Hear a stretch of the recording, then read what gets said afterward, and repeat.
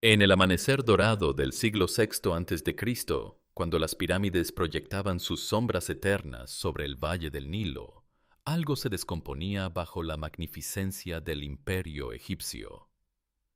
Los templos no solo olían a incienso, olían a sudor, sangre y sumisión. Las paredes cubiertas de jeroglíficos sagrados ocultaban secretos que los escribas jamás grabaron en piedra, porque mientras el mundo admiraba la grandeza de los faraones, éstos construían su poder sobre los cuerpos rotos de sus súbditos. En las cámaras más profundas de los templos, sacerdotisas vírgenes lloraban mientras copulaban con toros sagrados en ceremonias que llamaban divinas. En los harenes reales, niños esclavos aprendían que sus cuerpos no les pertenecían antes de cumplir 10 años. Y en los palacios de Memphis y Tebas, hermanos reales se casaban con hermanas para mantener la sangre divina, creando dinastías de locos y deformes que gobernaban el país más poderoso del mundo. Dicen que el cuerpo no miente, y el cuerpo del antiguo Egipto contaba una historia que los libros de historia jamás se atrevieron a escribir. Una historia donde la sexualidad no era placer, sino control, donde el deseo no era libertad, sino esclavitud, donde los templos no eran lugares de oración, sino cárceles de carne. Esta es esa historia, la historia real de 12 prácticas que revelan la cara más horripilante de una civilización que creíamos conocer.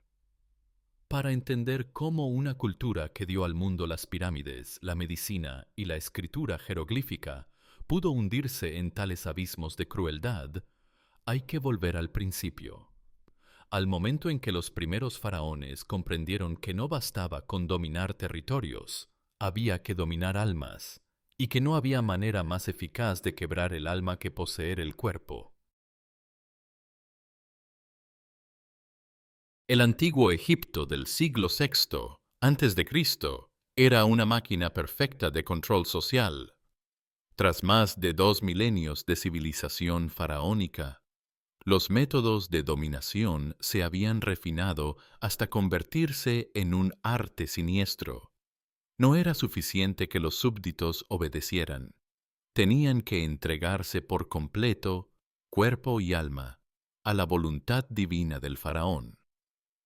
La estructura de poder egipcia funcionaba como una pirámide invertida de humillación sexual. En la cúspide, el faraón y su familia practicaban el incesto real como política de Estado. Debajo de ellos, la nobleza accedía a los favores del poder a través de la entrega de sus hijas vírgenes a los rituales religiosos. Más abajo, los ciudadanos libres debían participar en festivales de fertilidad, donde perdían toda autonomía sobre sus cuerpos. Y en la base, los esclavos existían únicamente como objetos sexuales para el placer y los rituales de sus señores. Este sistema no surgió de la noche a la mañana. Fue el resultado de siglos de evolución cultural, donde la religión, la política y la sexualidad se fundieron en una sola herramienta de opresión. Los primeros faraones descubrieron que el miedo religioso era más efectivo que la fuerza militar para mantener el control, y que no había miedo más poderoso que el que se instalaba en lo más íntimo del ser humano, su sexualidad. Las dinastías egipcias del siglo VI a.C. heredaron este sistema y lo perfeccionaron. Durante el reinado de Psamético I y sus sucesores de la dinastía 26, el Egipto saíta alcanzó un renacimiento cultural que también fue un renacimiento de la depravación institucionalizada. Los faraones de este período no solo restauraron monumentos antiguos, restauraron también las prácticas más oscuras de sus antepasados, llevándolas a extremos que habrían horrorizado incluso a los constructores de las pirámides. En este contexto, nació la cultura sexual más aberrante de la historia antigua. Una cultura donde la violación era ritual, donde el incesto era sagrado, donde la pedofilia era religión y donde la necrofilia era costumbre. Los egipcios del siglo VI a.C. no veían estas prácticas como aberraciones. Las veían como la esencia misma de su civilización. Porque para ellos, dominar la sexualidad de sus súbditos era dominar su destino. La primera y más extendida de estas prácticas fue una forma de esclavitud centrada en la explotación del cuerpo. Cada campaña egipcia buscaba no solo territorio y tributos, también personas que, en palacios y templos, eran forzadas a roles íntimos y de servidumbre. Los cautivos, en especial mujeres y menores, se separaban para funciones impuestas sin posibilidad de elección.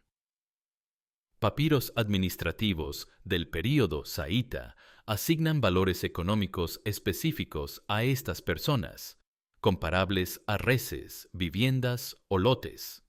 No se trataba de oficio libre ni de intercambio voluntario. Era comercio de vidas a escala estatal.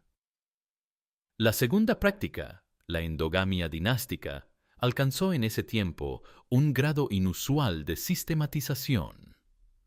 Algunos soberanos contrajeron uniones con parientes cercanos para preservar el linaje considerado divino, multiplicando enlaces dentro del mismo núcleo familiar. Crónicas y registros atribuyen a estas decisiones graves consecuencias de salud en descendientes que los sacerdotes interpretaban como señales de un orden sagrado. La motivación no fue solo ritual, también política, pues toda alianza externa se veía como dilución del poder dinástico. La tercera aberración fue un servicio ritual obligatorio en grandes templos como Karnak, Luxor o Abu Simbel. Miles de mujeres eran entregadas desde niñas para atender a la jerarquía religiosa y a devotos pudientes bajo el pretexto de ceremonias. Los templos operaban como instituciones oficiales con ingresos que financiaban obras, campañas y la manutención del clero. Las llamadas esposas de los dioses recibían alimento y techo a cambio de su cuerpo. Si enfermaban o envejecían, se las sustituía, y si daban a luz, sus hijos quedaban dentro del mismo circuito. La cuarta práctica consistía en rituales con animales que cruzaban límites éticos extremos. En festividades específicas se exigía a ciertas oficiantes realizar actos públicos de comunión simbólica con animales consagrados, entendidos como intermediarios divinos. Textos de templos como Méndez describen ceremonias multitudinarias y el uso de sustancias y sangre con fines mágicos. Quienes morían en el rito eran consideradas bendecidas, y las sobrevivientes eran consagradas como esposas sagradas, para repetir actos en ceremonias menores. La quinta aberración fue la profanación de cadáveres normalizada. Embalsamadores tenían acceso indebido a los cuerpos que trataban, al punto de que se dictaron protocolos para retrasar la entrega de algunos restos, aunque tales medidas se eludían mediante sobornos. Papeles médicos aluden a creencias supersticiosas destinadas a preservar la belleza de los muertos y a una industria clandestina de matrimonios póstumos, en la que hombres acaudalados compraban acceso a cuerpos de mujeres jóvenes. La sexta práctica fue la violencia masiva durante festivales de fertilidad. En ciertas fechas, con las crecidas del Nilo, se organizaban eventos colectivos donde se suspendían las normas y se forzaba la participación de la población adulta. En esos días, la jerarquía social se invertía y proliferaban abusos bajo supervisión sacerdotal. Negarse se consideraba blasfemia y se castigaba con muerte o servidumbre perpetua.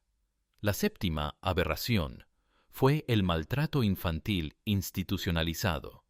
Menores de familias acomodadas eran entregados a templos y palacios para una educación que incluía prácticas no consentidas desde edades tempranas. Se llevaban registros detallados, clasificando a los niños por apariencia, resistencia y aptitudes exigidas por la corte. Los más solicitados servían al faraón. Otros se destinaban a cleros menores o se vendían a particulares. Ninguno elegía su destino. El Estado los apropiaba desde el nacimiento. La octava práctica fue la mutilación corporal como control. Hombres esclavizados sufrían esterilización forzada, a veces con amputaciones completas. Mujeres esclavizadas padecían lesiones deliberadas para inhibir el placer y asegurar su uso futuro. Estas intervenciones, realizadas sin anestesia y con instrumentos primitivos, provocaban alta mortalidad. Quienes sobrevivían eran presentados como productos aptos para mercados de servidumbre. La novena aberración fue la hechicería coercitiva. Sacerdotes desarrollaron rituales destinados a anular la voluntad de las víctimas mediante pócimas, cantos y amuletos elaborados con restos humanos. Los papiros mágicos describen fórmulas para atar a una persona, mezclas de sustancias, figuras de cera con cabellos o uñas ajenos y ceremonias nocturnas en cementerios, con la creencia de impedir toda resistencia.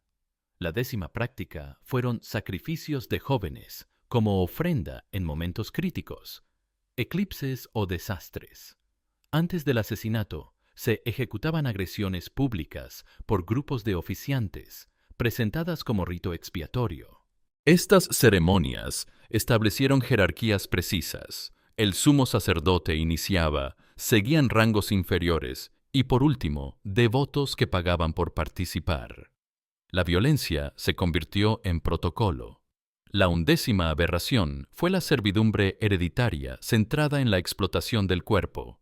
Los hijos de personas así esclavizadas nacían ya destinados al mismo fin, sin opción de educación distinta ni cambio de rumbo. El sistema abarcaba generaciones. Se mantenían genealogías para seleccionar rasgos de belleza, resistencia y docilidad, y se practicaba crianza, dirigida con fines de mercado. La 12ª y más extrema práctica fue la antropofagia ritual. En ceremonias secretas, integrantes de la élite consumían partes del cuerpo de víctimas vivas, convencidos de que así absorbían su vitalidad. Los relatos más censurados hablan de banquetes durante coronaciones, victorias o festivales, donde se ingerían órganos considerados valiosos. La crueldad extrema se justificaba como requisito de poder mágico. Estas 12 prácticas no eran aberraciones aisladas. Formaban un sistema coherente de control social donde cada elemento reforzaba a los demás. La esclavitud sexual proporcionaba víctimas para los rituales. El incesto real legitimaba la aberración como práctica divina. La prostitución sagrada normalizaba la explotación sexual. La zoofilia desdibujaba las fronteras entre lo humano y lo animal. La necrofilia eliminaba el respeto por los muertos. Las violaciones masivas quebrantaban la resistencia social. La pederastia corrompía a las nuevas generaciones. La mutilación eliminaba la capacidad de placer. La magia sexual anulaba la voluntad. La violación ritual convertía el asesinato en ceremonia. La esclavitud hereditaria perpetuaba el sistema. El canibalismo sexual culminaba la degradación total. Juntas, estas prácticas crearon una sociedad donde la sexualidad humana quedó completamente subordinada al poder político y religioso. Los cuerpos no pertenecían a las personas, pertenecían al Estado, representado por el faraón y administrado por los sacerdotes. El sexo no era una expresión de intimidad o placer, era un acto de sumisión política. El deseo no era libertad, era esclavitud disfrazada de devoción religiosa. La vida cotidiana en el Egipto del siglo VI, antes de Cristo, transcurría bajo la sombra constante de esta opresión sexual. Las familias entregaban a sus hijos sabiendo que serían violados. Las mujeres se casaban sabiendo que sus cuerpos serían compartidos. Los hombres trabajaban sabiendo que sus esposas e hijas podrían ser reclamadas en cualquier momento para rituales sexuales.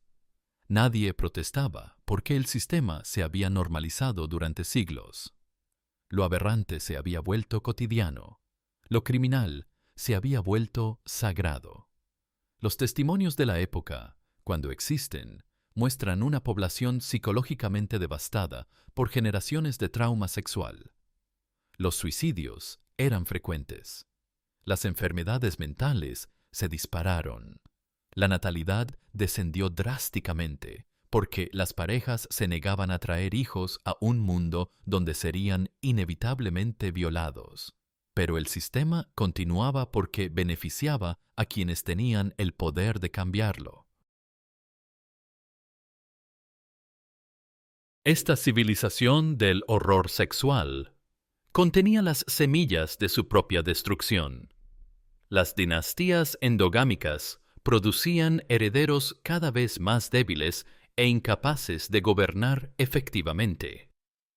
La población traumatizada perdía la capacidad de resistir invasiones extranjeras. Los recursos destinados a mantener este sistema de opresión dejaban de invertirse en defensa, agricultura e infraestructura.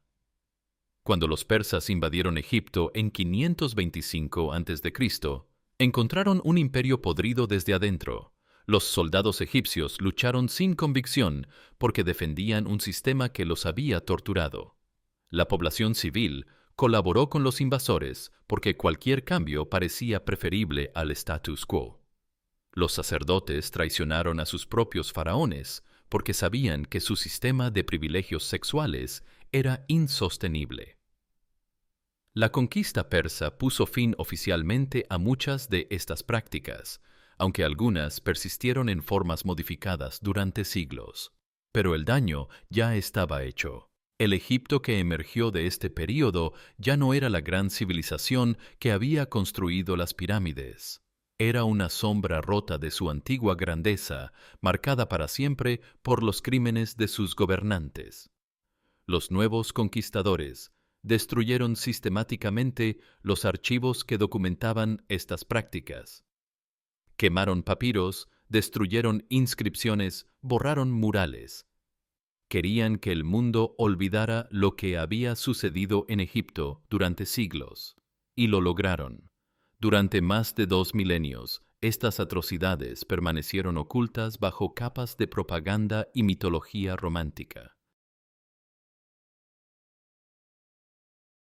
Esta es la historia que los museos no cuentan cuando exhiben momias. La realidad que los documentales omiten cuando hablan de la grandeza faraónica. La verdad que los libros de texto censuran cuando enseñan sobre el antiguo Egipto. Porque es más fácil admirar pirámides que reconocer que se construyeron con el sufrimiento de millones de seres humanos, reducidos a objetos sexuales. Dicen que las civilizaciones se juzgan por cómo tratan a sus más vulnerables. Por ese criterio, el antiguo Egipto del siglo VI a.C. no era una civilización. Era un sistema organizado de tortura sexual a escala masiva. No era grandeza. Era aberración institucionalizada. No era cultura. Era barbarie disfrazada de religión. Sin poder, sin voz, sin dignidad. Así vivieron millones de egipcios durante siglos. Sus cuerpos no les pertenecían porque el Estado había decidido que la sexualidad era propiedad pública. Sus deseos no importaban porque solo contaban los deseos de quienes tenían poder. Sus vidas no valían nada porque existían únicamente para satisfacer los apetitos de sus señores. Esta no es la historia de una civilización grandiosa que tuvo algunas costumbres cuestionables. Es la historia de un sistema de horror que produjo algunos monumentos impresionantes como efecto secundario. Es la historia de cómo el poder absoluto no solo corrompe, deshumaniza. Es la historia de cómo una sociedad puede normalizar lo inimaginable cuando la autoridad lo presenta como voluntad divina. Y si esta historia te horroriza, si algo dentro de ti se revela al conocer estos hechos, pregúntate por qué. Pregúntate qué otros horrores siguen ocultos bajo las narrativas oficiales que nos enseñan sobre el pasado. Pregúntate cuántas otras grandes civilizaciones construyeron su grandeza sobre sufrimiento sistemático que prefirieron ocultar. Porque la historia real no está en los libros que glorifican el pasado. Está en los archivos censurados, en los testimonios silenciados, en las voces de quienes no tuvieron poder para contar su versión de los hechos. Y cuando esas voces finalmente se escuchan, cuando esas verdades finalmente salen a la luz, cambian para siempre nuestra percepción del mundo. El antiguo Egipto murió hace más de 2 milenios, pero las estructuras de poder que permitieron estas atrocidades siguen existiendo en formas nuevas. La explotación sexual sigue siendo una herramienta de control. Los cuerpos humanos siguen siendo tratados como objetos. La autoridad sigue justificando lo injustificable. Esta es la historia de la vida hace 2600 años. Pero también es la historia de ahora, porque mientras no reconozcamos los horrores del pasado, estaremos condenados a repetirlos en el presente. Y eso no puede volver a suceder.